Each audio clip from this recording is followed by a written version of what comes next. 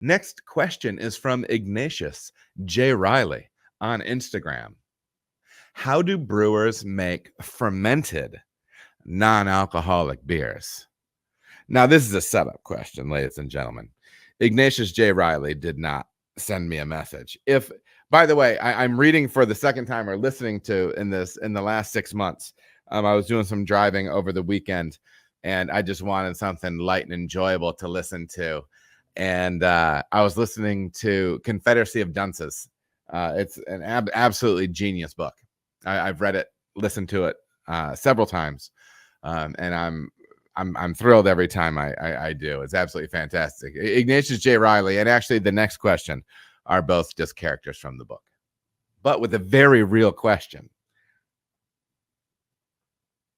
I have 2 NA beer questions coming up right here, and this kind of to stoke the fire on this NA beer conversation, because I believe I'm going to be having a conversation with the Honorable Richard Price from Escarpment Labs here maybe in a few months for one of our industry pro interviews.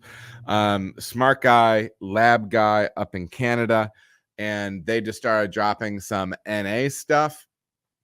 And I hit him up, and we haven't set up a date or anything like that, but I want to start greasing the skids a little bit with some NA beer talk. So we're going to do something that we've done before, which is where I jump into a source, and we do a little reading, we do a little learning. Know what I mean? Well, can I make that go away? I can't. Hold on. I can't. I'm adjusting my screen, everyone. Have patience with me. Have patience with your old uncle. What was the question that I had? The question was, how do brewers make fermented non-alcohol beer? Okay. So here's this great pamphlet from Escarpment. And if you would like a copy of this pamphlet, it's very useful. Hit up Escarpment Yeast Lab, Google that, go to their page, check this out. They're a little bit different because they're Canadian. So I know some of the GMO stuff that is being produced in our country can't get sold over there, but they're doing their thing. So how do brewers make fermented non-alcoholic beers? Because there's kind of an intrinsic, there's kind of what is that? It's not a double entendre. It's not, there's some conflicting things there. A fermented non-alcoholic beer, because fermentation typically, well, especially in this field, leads to alcohol, right? So how are we making a fermented non-alcohol beer? So I'm just going to start reading, you guys, and then we'll start dipping and diving into this. There are 4 major strategies used for producing non-alcoholic beers through fermentation. 1, standard yeast using arrested fermentation. Full or meaning full attenuation is interrupted. So you would start this, and then you would arrest it or stop that fermentation. The benefits of this is that you can use really any yeast strain, right? Drawbacks: missing the cold crash and removal of yeast by a couple of hours can mean your beer is over the 0.5% ABV. Risk of fermentation intermediates such as acetaldehyde, green apple, or DMS.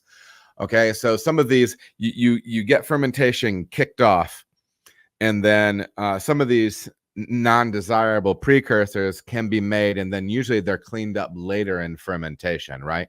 But if you arrest that fermentation, stop that yeast's ability to continue to process sugar and or clean up byproducts, or undesirable byproducts, I should say, you don't have the ability to get rid of those byproducts.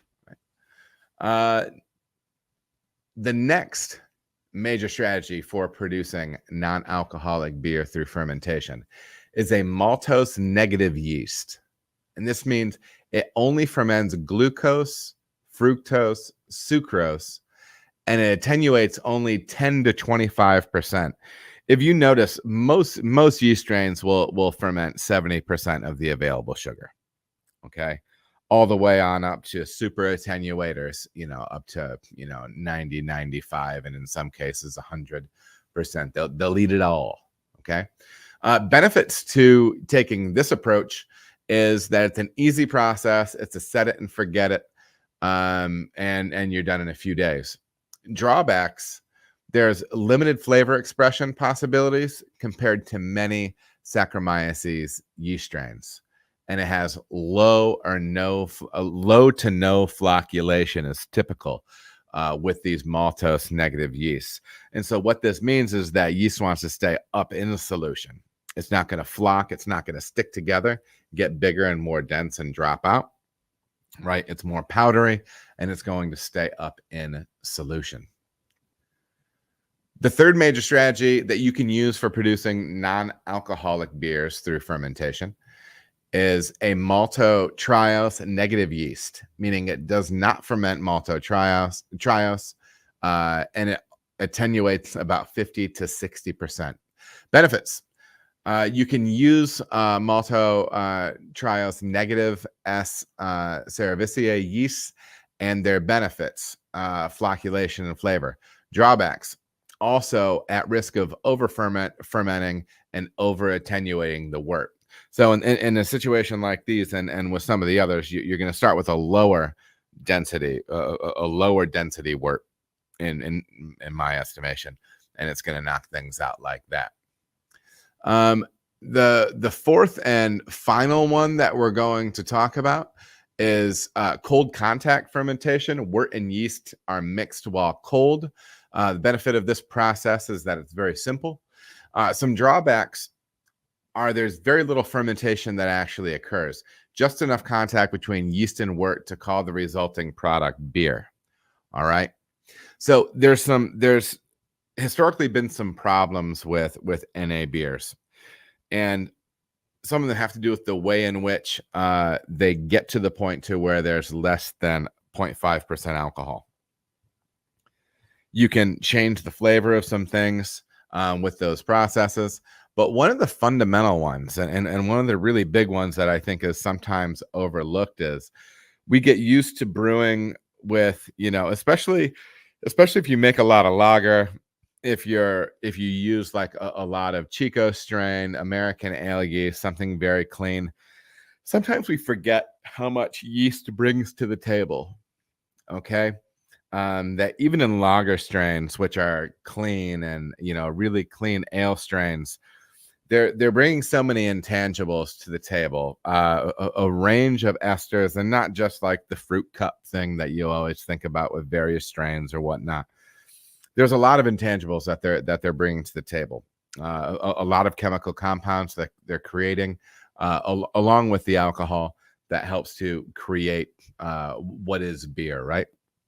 So, just a little toe dip into this. And do check out this paper by Escarpment. Let me look at the whole thing. It says it's their guide to making alcoholic beers through fermentation. There's some interesting stuff in here.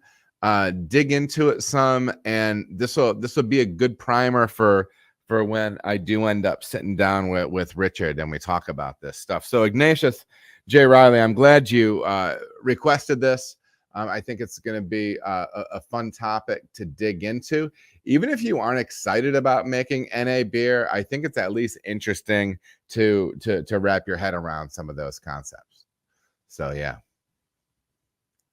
All right, everybody, thank you so much for watching. If you feel as if you got any value out of the video, please like and subscribe. There are also other videos that you can watch. They're going to maybe be over here or over here. Appreciate you watching.